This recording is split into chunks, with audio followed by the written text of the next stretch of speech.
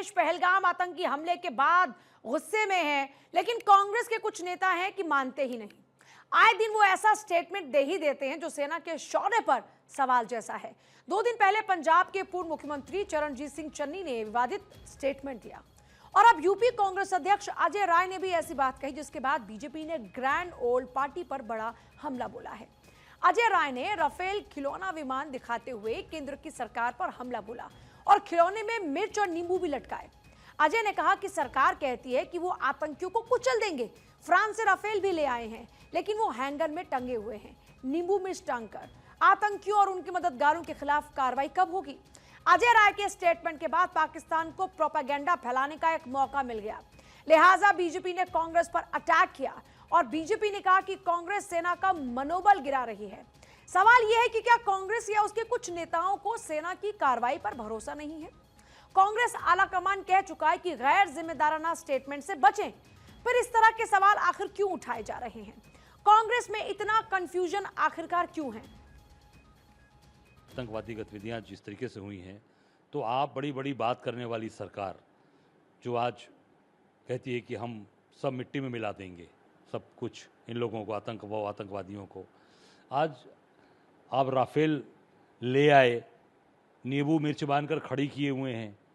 आपको याद होगा, मैंने नहीं बांधा है, वो बांधा है, इस केंद्र की सरकार ने बांधा है।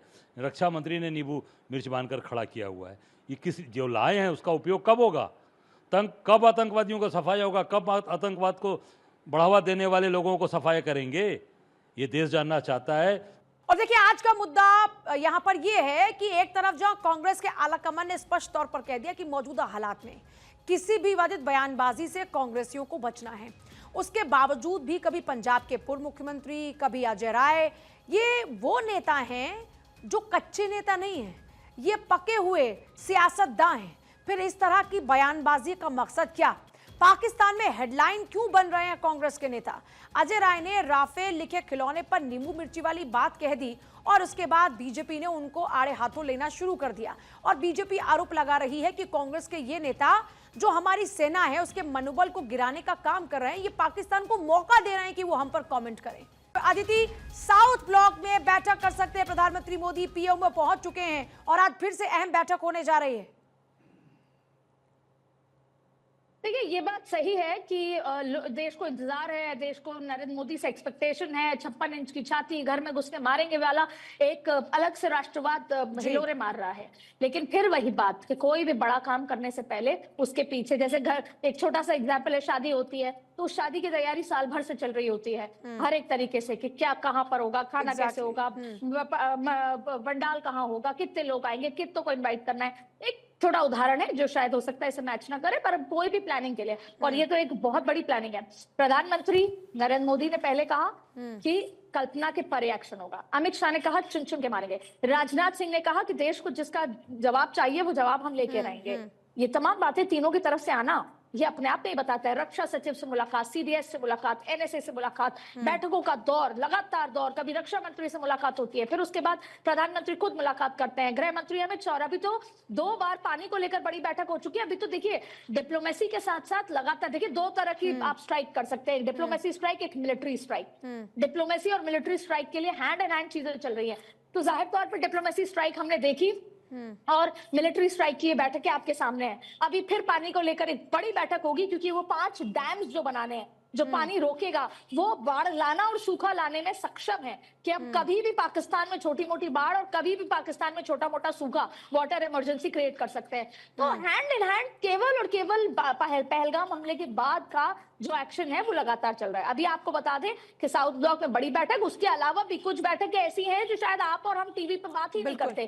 कुछ बैठक ऐसी है जो आधी रात को हो रही है, कुछ बैठक ऐसी है जो अंडर द कार्पेट है, जो सुरक्षा के लिहाज से, शायद स्ट्रेटेजिक लिहाज से बतानी भी नहीं चाहिए। तो आप देखिए कि लगातार प्रधानमंत्री नरेंद्र मोदी, अमित शाह, राजनाथ सिंह, विदेश सचिव, विदेश मंत्री, एनएसए और तीनों प्रमुख सेना, सीडीएस, ये अपने आप फुल एक्शन मोड में है। और आपको बता दें कि जो अभी लास्ट बैठक हुई उसमें जब फ्री हैंड दिया गया तीनों सेना प्रमुख को, तो ये कहा गया कि आप अपने अपने अब तक के बेस्ट प्लानिंग, जो 65 की लड़ाई, 71 की या 1947 में जी। जो एग्जाम्पल रहा हो, बेस्ट लड़ाई आज की तारीख में भारत कैसे लड़ सकता है, उसका पूरा प्लान और जी। प्लॉट चाहिए था, जिसको लेकर प्रधानमंत्री नरेंद्र मोदी से लगातार बैठकों का दौर चल रहा है। कांग्रेस आला कमान का साफ स्पष्ट संदेश है कि आप किसी भी कंट्रोवर्शियल स्टेटमेंट से बचिए। फिर ये कांग्रेस के नेता गाहे बगाहे इस तरह की बातें क्यों कर रहे हैं? ये पहली बार ऐसा नहीं है पूजा कि कांग्रेस में आला कमान की लाइन और लेंथ के बाद भी बयानबाजी ऐसी होती है। कांग्रेस में इसको डेमोक्रेसी कहा जाता है। आपने देखा होगा, मैं अभी की बात के पे तो आऊंगी, पहले भी कभी शशि थरूर का कोई बयान आता है, आप देखिए कि जो पूरा राहुल गांधी का विदेश का दौरा जो सेट करते हैं, कभी उनका कुछ बयान आ जाता है किसी मुद्दे पर, और अक्सर ऐसे सीनियर लेवल पे बयान आते आते आपको याद होगा कि मौत का सौदागर से लेकर तमाम ऐसे पुराने, मैं आपको अगले पिछले 5 सालों का लेखा जोखा दूं तो दिग्विजय सिंह का बयान हो या इस तरह का कोई भी बयान, हमेशा राहुल गांधी, गांधी परिवार या फिर यूं कहे कि गांधी परिवार की लाइन एंड लेंथ को खराब कर देता है। उसमें बहुत सारी लंबी फहरिस्त है, कभी कपिल सिब्बल का आ जाता था, तो कभी गुलाम नबी आजाद का आ जाता था, कभी दिग्विजय सिंह का आता था, और ऐसी बहुत लंबी फहरिस्त है जिसमें चुनाव के दौरान भी कभी नरेंद्र मोदी को इस तरह की बात कह दी जाती थी कि जिसका फायदा नरेंद्र मोदी को मिल जाता था। गुजरात के चुनाव में भी ऐसा ही हुआ कि बाद में नरेंद्र मोदी ने उसका फायदा उठाते हुए जबरदस्त वोटों की बारिश नरेंद्र मोदी के पक्ष में हो गई थी। तो ये इसको डेमोक्रेसी कहते हैं और इसको कहा भी जाता है तमाम तरीके की चीजें। लेकिन अब देखिए, चरणजीत सिंह चन्नी का आपने जिक्र करा जी। चरणजीत सिंह चन्नी वो व्यक्ति हैं जो प्रियंका गांधी और राहुल गांधी के काम करने की तरीके और मंशा को बहुत अच्छी तरह जानते हैं, क्योंकि जब एक बहुत ही वरिष्ठ मुख्यमंत्री कांग्रेस के नेता के लिहाज से उनको जब हटाया गया, आपको याद होगा पंजाब में, तब चरणजीत सिंह चन्नी पर विश्वास प्रियंका गांधी ने करा। चरणजीत सिंह चन्नी को मुख्यमंत्री बनाया गया, और अक्सर चरणजीत सिंह चन्नी से हम पार्लियामेंट में बहुत मिलते हैं, उनसे बातचीत करते हैं, और पंजाब की बात कर ले, बॉर्डर इलाकों का जिक्र कर ले, वो बेहतर तरीके से समझते हैं और बहुत सीजन्ड नेता हैं। ये बात अलग है कि 2 सीटों पर चुनाव हारने के बाद वो लंबे समय कनाडा चले गए, वहां उनको रियलाइज हुआ कि नहीं मुझे वापस चलना चाहिए, और फिर वो अब आखिर राजनीति शुरू कर रहे हैं। लेकिन अब समझ आता है कि ऐसे सीजन नेता चुनाव के दौरान दोनों सीटों पर चुनाव कैसे हार जाते हैं। इसलिए हार जाते हैं क्योंकि वो जमीन के लोगों की फीलिंग्स को जानते ही नहीं है। अब ऐसे समय जब पूरा देश एकजुट है, पूरा देश पाकिस्तान से बदला चाहता है, पूरा देश ये सोच रहा है कि हाँ, कोई भी फौरी तौर पर कार्रवाई नहीं होनी चाहिए, कार्रवाई होनी चाहिए ठोस तरीके से, जिसकी तैयारी रक्षा मंत्री, गृह मंत्री, देश के एनएसए, प्रधानमंत्री से लेकर सब लोग कर रहे हैं। क्योंकि आप सोचिए, अगर फौरी तौर पर कार्रवाई हो जाएगी तो ही ये कांग्रेस सवाल करेगी, तभी जनता को लगेगा कि नहीं, जो बदले की आस थी वो बदली पूरी नहीं हो पाई। तो लगातार बैठकों का दौर है, प्लानिंग सेशन चल रहे हैं, प्लान्स आ रहे हैं, किस तरीके से एग्जीक्यूशन होना है। अब ऐसे में चरणजीत सिंह चन्नी क्यों 2 सीटों पर हारे, याद समझ आता है ऐसे बयान से कि वो जमीन की हकीकत को समझते ही नहीं है। वो ये नहीं समझते कि देश की जनता क्या चाहती है, देश की जनता का सेंटिमेंट क्या है, और उस सेंटिमेंट के विरोध में जाके चरणजीत सिंह चन्नी का ये बयान आया। अब आप इनको प्रदेश अध्यक्ष उत्तर प्रदेश को देख लीजिए, ये भी प्रियंका गांधी के बेहद करीबी हैं, ये भी कांग्रेस के सेंटिमेंट को समझते हैं। लेकिन ये सब ड्रामा टीआरपी के लिए अच्छा होगा, एक मकसद के लिए अच्छा होगा, लेकिन अगेन जब राहुल गांधी अपनी एक विदेश दौरे में उन्होंने ये एक्सेप्ट कर लिया कि 1980 में जो जिस तरीके से हुआ इंदिरा गांधी और तमाम जो सरदारों के साथ हुआ वो सही नहीं था, भले ही मैं उस समय एक्टिव नहीं था, लेकिन मैं उसकी जिम्मेदारी लेना चाहता हूं। ठीक वैसे ही राहुल गांधी की जब एक लाइन एंड लेंथ आ गई है कि हम सरकार के साथ हैं, मैं उस प्रेस कॉन्फ्रेंस में पूजा मौजूद थी जो अभी जनगणना पर राहुल गांधी की हुई थी। राहुल गांधी से एक पत्रकार ने बार बार सरकार के इस जैसे की चूक हो गई क्या पहलगाम में, बार बार पूछा, और राहुल गांधी एक सीजन नेता की तरह नहीं वो डाइवर्ट हुए। वो बार बार जनगणना पर ही बोलते रहे कि मैं पीछे पड़ा था और सरकार ने मान लिया, लेकिन उन्होंने एक बार भी ऐसा सेंटिमेंट या ऐसा बयान नहीं दिया कि हम सरकार की गलती है, सरकार के साथ नहीं है, सरकार पे सवाल है। क्यों? क्योंकि राहुल गांधी समझते हैं कि अच्छा दीदी, बड़ी बात यह है सेंटिमेंट क्या कि है, सरकार से सवाल पूछने वाले लोग अगर कांग्रेस की स्ट्रैटेजी की भी बात करते हैं, जब इंदिरा गांधी के वर्किंग पैटर्न की बात करते हैं, तो जब बांग्लादेश पर एक्शन की बात थी उस दौरान में भी टाइम टेकिंग प्रोसेस था, पूरी प्लानिंग की गई, उसके बाद ही एग्जीक्यूशन हुआ। ये अपनी सरकार के पैटर्न को भी भूल जाते हैं, ये भूल जाते हैं कि रणनीतिक तौर पर पहले कितनी तैयारियां करनी होती हैं जब आप इस तरह की कोई प्रिपरेशन कर रहे होते हैं।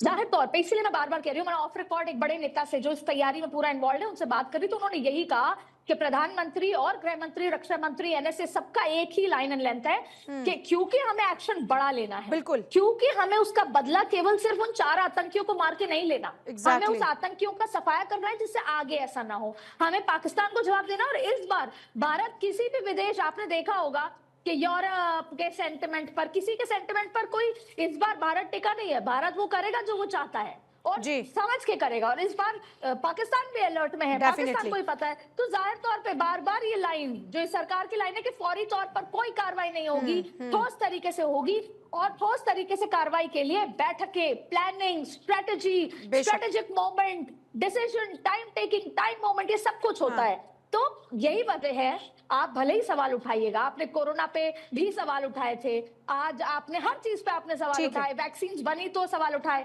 जब हमारे यहाँ एक पीपी किट नहीं होती थी, भारत खुद नहीं पीपी किट लेकिन बना पाता राजनीति था, करने तो का एक सवाल मौका उठता था होता कि है। कैसा डेवलपिंग नेशन है। अगर आप हर मुद्दे पर राजनीति करेंगे तो फिर आपकी नियत पर ही सवाल उठेंगे और आप कितने परिपक्व हैं, आपकी परिपक्वता पर भी सवाल उठेंगे। बीजेपी को राजस्थान में सत्ता में आए हुए लगभग 15 महीने हो चुके हैं और अब प्रदेश बीजेपी के सांसद और विधायकों के लिए सुशासन का कैंप आयोजित किया गया है। राजस्थान के बीजेपी सांसद और विधायकों को गृह मंत्री अमित शाह के गृह राज्य गुजरात में सुशासन का पाठ पढ़ाया जा रहा है। कार्यक्रम में गुड गवर्नेंस कैंप नाम दिया गया। प्रदेश के 14 लोकसभा सांसद, राज्यसभा के 5 सांसद, 119 विधायकों को अहमदाबाद में 3 दिन की गुड गवर्नेंस की ट्रेनिंग दी जाएगी। इस कैंप का असल मकसद विधायकों को सत्ता संगठन में समन्वय के टिप्स देना है, जनता से संवाद, पार्टी की रीति नीति के अनुरूप कार्यशैली सिखाना। 3 दिन तक सत्ता संगठन समन्वय, जनता समन्वय, सुशासन की अवधारणा, पार्टी की रीति नीति के तहत जनता की सेवा आदि विषयों पर राष्ट्रीय नेता अपना संबोधन देंगे। और अहमदाबाद से हमारे साथ में शिखा इस वक्त जुड़ रही हैं। अब शिखा, अभी क्या जानकारी, क्योंकि लगभग 4:45 होने को हैं और जैसा आपने जिक्र किया था कि 6:30 बजे से ऑफिशियली प्रोग्राम शुरू हो जाएगा, तो अभी क्या तस्वीरें हैं? बिल्कुल पूजा, मैं इस समय गुजरात के केवड़िया में मौजूद हूँ। वहीं केवड़िया जहाँ पर स्टैच्यू ऑफ यूनिटी बनाया गया है और बीजेपी भी अपने इस कार्यक्रम के जरिए लोगों को यूनाइट करने की कोशिश कर रही है, अपने नेताओं को यूनाइट करने की कोशिश कर रही है। क्योंकि सिक्योरिटी के लिहाज से अंदर मीडिया कर्मी को अलाउड नहीं है जाना, लेकिन मैं कुछ तस्वीरें आपको दिखा देती हूँ। यहाँ पर बीजेपी जिस तरीके से कोर ग्रुप की बैठक कर रही है, इसका मकसद है एक प्लेटफॉर्म पर जो तमाम पॉलिटिकल नेता हैं राजस्थान के, उनको लाना। भजनलाल शर्मा आपसे कुछ ही देर पहले पहुंचे हैं, राजस्थान के सीएम, उनकी मौजूदगी है यहाँ पर। इसके साथ साथ आज जेपी नड्डा शाम में यहाँ पर पहुंचेंगे और इस कार्यक्रम का उद्घाटन उनके हाथों 6:30 बजे शाम में होना है। इसके साथ ही स्टैच्यू ऑफ यूनिटी पर भी जाएंगे और पुष्पांजलि वो अर्पित करने वाले हैं। लेकिन इसका मकसद समझना जरूरी है। राजस्थान के जो नेता हैं, वो बीजेपी के नेता, वो अचानक ये मीटिंग कर क्यों रहे हैं? दरअसल कोई चुनाव नहीं है, लेकिन बहुत जरूरी है संगठित होना, और ज्यादा इस बारे में आपको अदिति अच्छे से डिटेल बता पाएंगी। लेकिन एक तरीके से उन्हें उस कोर ग्रुप को स्ट्रेंथन करने की कोशिश बीजेपी कर रही है पूजा, और इसीलिए यहाँ पर गुड गवर्नेंस को लेकर के ये मीटिंग रखी गई है। 3 दिनों तक ये कार्यक्रम चलने वाला है। आज शाम 6:30 बजे इसकी शुरुआत होगी, इसका उद्घाटन होगा, और कहा यह जा रहा है कि गृह मंत्री अमित शाह तीसरे दिन यानी परसों इस पूरे कार्यक्रम के समापन पर यहाँ पहुंचेंगे।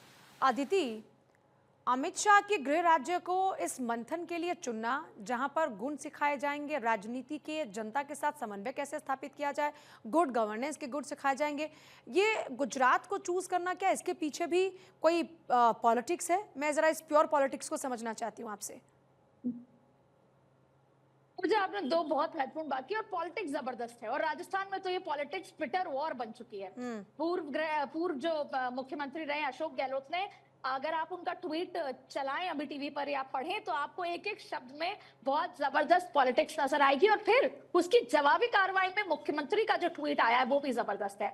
अब पहले तो आपने एक और इम्पोर्टेंट बात, एक तो ये कही कि क्यों गुजरात चुना, दूसरा आपने कहा कि गुड गवर्नेंस सिखाना। अब अक्सर क्या होता है, ट्रेनिंग संगठन में दी जाती है, लेकिन विधायकों को, भारतीय जनता पार्टी के नए नवेले तरीके होते हैं विधायकों को भी। देखिए, एक बात तो ये मान लीजिए कि ये एक भजनलाल बहुत सीनियर और बहुत ही संगठन के परिपक्व नेता हैं। उन्होंने मुख्यमंत्री बनने से पहले संगठन का एक बहुत अच्छा लंबा एक्सपीरियंस लिया है, और संगठनात्मक शक्तियों की वजह से उनको इतनी बड़ी जिम्मेदारी, क्योंकि वो पहली बार के विधायक है, उनको दी गई है। लेकिन जाहिर तौर पे एक्सपीरियंस मैटर करता है, और जिस तरीके से जो बातें हैं या काम करने के तरीके हैं, तौर तरीके हैं, जो चलकर जयपुर से, राजस्थान से निकलकर दिल्ली तक आते हैं, वो कई बार आला नेताओं के लिए चिंता की बात हो जाती है कि कहीं ना कहीं इनएक्सपीरियंस्ड विधायकों की, मंत्रियों की कहीं ना कहीं जो मैसेज है राजस्थान में वो सही नहीं दे रहा। देखिए, भजन लाल से पहले अशोक गहलोत जो एक एक्सपीरियंस व्यक्ति थे, भले ही वो 5 साल बहुत बाड़ेबंदी और सरकार और अस्थिरता पे रहे, लेकिन उनको एक्सपीरियंस भले ही जरूर था और इसकी वजह से सरकार भी नहीं गिरी। उससे पहले थी वसुंधरा राजे, एक्सपीरियंस लेडी थी। अब क्या है, चीजें थोड़ी बदली है, नई भाजपा है, नई तरीके के लोग हैं। तो पहला आप ये समझ लीजिए कि जाहिर तौर पे भारतीय जनता पार्टी भले ही इसको ट्रेनिंग का नाम दे रही है, लेकिन बहुत सोच विचार करने के बाद वो ये चाहती है कि एक तो आपस में विधायकों में समन्वय हो, मंत्रियों में समन्वय हो, मंत्रियों के समूह में समन्वय हो, और मुख्यमंत्री और कैबिनेट के अंदर समन्वय हो, और सभी के बीच में समन्वय हो। ये समन्वय इंटरनल जो जितने विधायक गए हैं उनके बीच में हो।